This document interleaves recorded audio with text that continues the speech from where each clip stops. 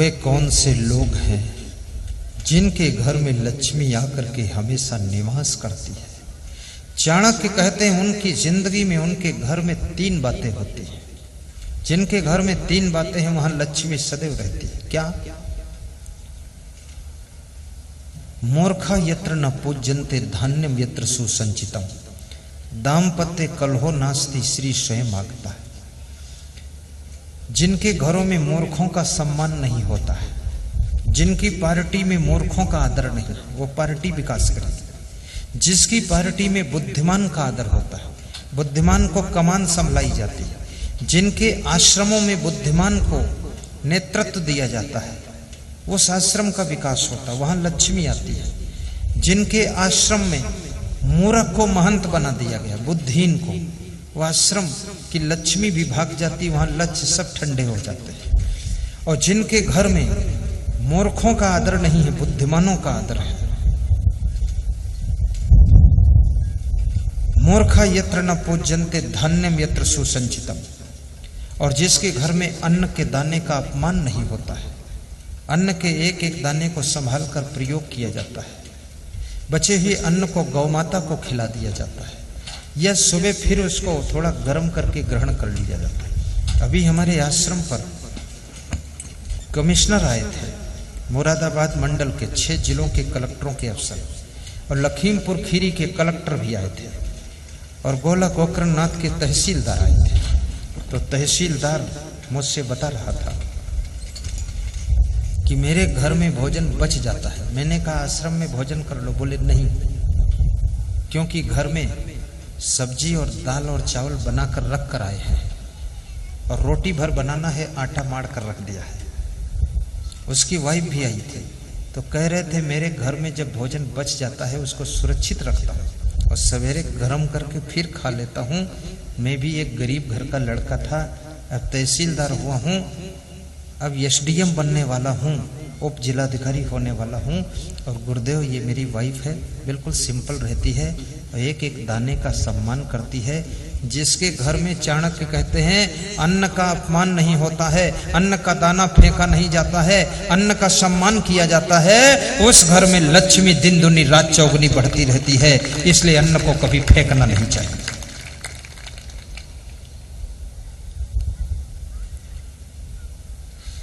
अभी मैं पार्ट में गया था पधरोनी सुभाष भाई के यहाँ, तो उन्होंने आम का रस दिया 1 कटोरी में, उसके बाद दूसरी कटोरी फिर लेकर आए, तो मैंने वापस कर दिया। तो फिर उनका मन नहीं माना, तो फिर आए, बोले 1 कटोरी और आम का रस खा लो आप। तो मैंने कहा नहीं, अगर 1 कटोरी में और खा लूंगा तो किसी का हिस्सा मारा जाएगा। बहुत लोग आए हुए हैं, आम का रस तो सीमित है, आने वाले तो असीमित हैं, तो 1 कटोरी रस दूसरे को मिल जाएगा, जिसके हिस्से का होगा ठीक रहेगा। तो ये मुस्कुराने लगे, बोले हाँ बात ठीक है, और वापस चले गए। भाइयों बहनों, हर चीज का हिसाब रखना चाहिए। किसी के यहाँ तुम भोजन कर रहे हो तो जरा रसोई तरफ भी ध्यान रखना। अगर चमचा और करछुल आवाज करने लगे हैं तो समझ लेना रसोई के अंदर आइटम खत्म होने के कगार पर पहुंच गया है। अब आप तृप्ति मान करके हाथ धोकर निकल जाइए, और रसोई बनाने वालों की इज्जत का सवाल मत खड़ा करिए, उनको बचाइए, चले जाइए। मैं एक आश्रम में भोजन कर रहा था, तो कढ़ाई से लास्ट में सब्जी परोसने के लिए आ गया, परोसने वाला कढ़ाई ही लेकर आ गया, छोटी सी कढ़ाई थी। तो मैं समझ गया जिस कढ़ाई में सब्जी बनी थी वो कढ़ाई ही लेकर आ गया, इसका मतलब सब्जी खत्म होने वाली है। तो मैंने कहा नहीं, मुझे बिल्कुल नहीं चाहिए। तो मेरे साथ में 2 संत बैठे थे, मैंने कहा तुम भी मत लेना, निपट गया मामला, सब खत्म है। अब ये 2 चम्मच बची है, कढ़ाई दिखा दिया, इसका मतलब क्या है, मत लो, और फिर भी ले लो तो कढ़ाई डाल देगा वहीं, और क्या करेगा, कढ़ाई मांझो जाकर। तो हम लोगों ने नहीं लिया, तो कढ़ाई में 2 चम्मच सब्जी बच गई। वो जो परोसने वाले थे 2 संत, जब हाथ धोकर हम पहुंचे उधर देखा तो वही कढ़ाई की सब्जी बेचारे रोटी लेकर खा रहे थे। बार बार इतना कहाँ से बनाएं। तो दूसरों का ध्यान भी रखना चाहिए और अन्न का अपमान नहीं करना चाहिए। यहाँ भी भंडारा है, अन्नदान है, आज सबका भोजन है, जितनी जिसको भूख हो उतना लेना और फालतू लेकर के फेंकना मत। कल गुजराती भाषा में बोल रहे थे, हमारे यहाँ से अनाउंस हो रहा था कि भोजन बगड़वानु नहीं और इधर उधर छोड़वानु नहीं, फेंकवानु नहीं, ऐसे कुछ बता रहे थे। तो मैं उनकी भाषा के भाव को समझ रहा था और मैं सोच रहा था सही डायरेक्शन दिया जा रहा है। मूर्खा यत्र न पूज्यन्ते धान्यम यत्र सुसंचितम दाम्पत्य कलहो नास्ति श्री स्वयं आगता। और जिनके दंपति जीवन में तीसरी फार्मूला, तीसरा मंत्र है, पति पत्नी के बीच में लड़ाई झगड़ा नहीं होता है, प्रेम से रहते हैं, शांति से रहते हैं, एक दूसरे का सम्मान करते हैं, उस घर में लक्ष्मी का सदैव निवास रहता है। श्री स्वयं आगता, वहां पर धन भी रहता है, शांति भी रहती है और उन्नति भी होती है। वह घर कभी कंगाल नहीं होता है, सदैव माला माल रहता है, जहां पति पत्नी में प्रेम रहता है। कितने घरों में पति पत्नी में तो महाभारत छिड़ी रहती है, ऐसा लगता है दोनों ने विवाह लड़ाई करने के लिए ही किया था। हमारे साथ में एक हमारे मित्र पढ़ते थे, संन्यास लेने के बाद वह 20 साल बाद हमको मिले आकर, बोले हम बहुत ढूंढ रहे थे, कहाँ चले गए? तो मैंने कहा मैं तो संत हो गया। बोले संत नहीं, आप तो भगवान ही हो गए, आप तो महान हो गए, तो मुझे भी ज्ञान दो। मैंने कहा क्या? बोले सुबह शाम मेरा पति पत्नी में बहुत झगड़ा होता है, बिना झगड़ा हुए आज तक कोई दिन निकला नहीं है, कुछ मंत्र सिखा दो। तो हमने कहा जोड़ी में एक को मंत्र सिखाने से झगड़ा बंद होगा भी नहीं, दोनों होना चाहिए, अपनी वाइफ को लाओ। बोले वाइफ को आने के लिए मैंने कहा, पर उसने कहा मैं नहीं चाहूँगी। तो मैंने कहा मेरे मित्र भी हैं, गुरु भी हैं, संत हैं, महान हैं, चलो तो सत्संग सुन लो।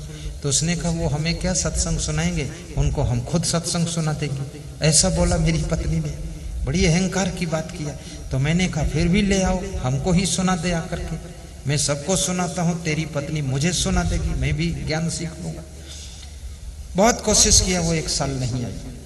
फिर मैंने कहा लाओ जरूर उसको। तो एक सत्संग में आ गई। तो जब व्यास गादी पर प्रणाम करने आए तो उन्होंने इशारा दिया कि ये मेरी वाइफ है।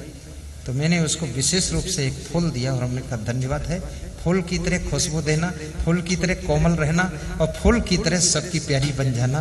तो उसने मुझे देखा और कहा कि मैं तो आपके सत्संग में खूब आना चाहती हूँ, पर ये लाते ही नहीं मिस्टर हमारे। तो मैंने कहा ये क्या कह रही? बोले यही तो मामला है इसका, गलती खुद करती मेरे ऊपर थोप देती है, झगड़ा इसी बात का है। चलो मैं गलती ले लेता हूँ, आना चाहती तो आ जाए। तो बड़े ढंग से मिली। फिर उसके बाद अलग भी मिले तो उसको समझाया मैंने थोड़ा सा, तो 80% उसमें परिवर्तन आ गए एक ही दिन के सत्संग से। मनुष्य वह प्राणी है जो अपने अंदर 100% परिवर्तन करने की क्षमता रखता है। मनुष्य जिस दिन संकल्प ले लेता है तो डाकू से साधु बन जाता है, रत्नाकर से वाल्मीकि जैसा ब्रह्म ऋषि बन जाता है। मनुष्य के संकल्पों में ऐसी ताकत है कि मनुष्य साधारण से असाधारण बन जाता है, देवता बन जाता है, महान बन जाता है। तुम अपने आप को बदल सकते हो, चेंज कर सकते हो, ये क्षमता सब तुम्हारे अंदर विद्यमान है। तुम एक अच्छे इंसान बनो, महान बनो, ऐसी मेरी शुभकामना है। और आपके घर में ये तीनों बातें हों, पति पत्नी में प्रेम हो, मूर्खों का आदर न हो, बुद्धिमान का आदर करें, बुद्धिमान को घर की कमान संभलाएं, वो आपके घर को आगे बढ़ाएगा। बुद्धिमान और वैराग्यवान को आश्रम का महंत बनाएं, आश्रम की बागडोर दें। ऐसे चापलूस मक्खनबाजी करने वालों के हाथ में राजनीति की बागडोर को भी मत सौंपें, स्वार्थ में डूबे मत रहें, अन्यथा आपकी पार्टी धीरे धीरे खत्म हो जाएगी। अच्छे चेहरे को सामने लाइए। लोग खुद कितना बुरे हों लेकिन दूसरों को अच्छा ही पसंद करते हैं कि जो भी आए तो अच्छा व्यक्ति आना चाहिए हमारे सामने। राजनीति की पार्टी में भी आप यदि बुद्धिमान को आगे कर देते हैं तो आपकी पार्टी सफलता की ओर जाएगी। लेकिन हमेशा मूर्ख को ये डर रहता है कि बुद्धिमान को अगर आगे करूंगा तो मेरा तो नंबर ही कट जाएगा। इसलिए मूर्खता बस पार्टी को ही पीछे ढकेल देता है पूरा, और किसी को आगे बुद्धिमान को आने नहीं देता है। और हिंदुस्तान की विशेषता है, बड़ी विडंबना है, हिंदुस्तान की हर डाल पर उल्लू बैठा बोल रहा है और वो हंस को बैठने ही नहीं देता है। उल्लू इतना बैठ बैठ करके टट्टी किया है, गंदगी मचा दिया है, जहां देखो वहां मूर्ख लोगों के हाथों में कंट्रोल है। बुद्धिमान आदमी जब कंट्रोल में आता है, पार्टी में आता है, शासन में आता है, प्रशासन में आता है, बुद्धिमान आदमी के हाथ में जब कमान आती है तो याद रखना धरती स्वर्ग बनने लग जाती है और सबका जीवन धन्य होने लग जाता है। और पूरी जिंदगी आपकी चुनाव से भरी हुई, चूटड़ी से भरी हुई है। पूरी जिंदगी में आपको चूटड़ी करना है, चुनाव करना है, चॉइस करना है। पत्नी का चुनाव, बहू का चुनाव, दोस्त का चुनाव, गुरु का चुनाव, शिष्य का चुनाव, विधायक का चुनाव, धारासभ्य का चुनाव, सांसद का चुनाव, नगर पालिका अध्यक्ष का चुनाव, चुनाव में चुनाव, सारे चुनावों से भरी जिंदगी है। और चूटड़ी करने में चूक गए तो तुम्हारी खोपड़ी की भी चूटड़ी उखाड़ दी जाएगी। और चूटड़ी में अगर सावधान हो गए और अच्छे आदमी का चुनाव कर लिया तो याद रखना सिर ऊंचा करके चलोगे और ये भारत भव्य देश बनेगा और हिंदुस्तान की धरा पर स्वर्ग उतर जाएगा और हिंदुस्तान का बच्चा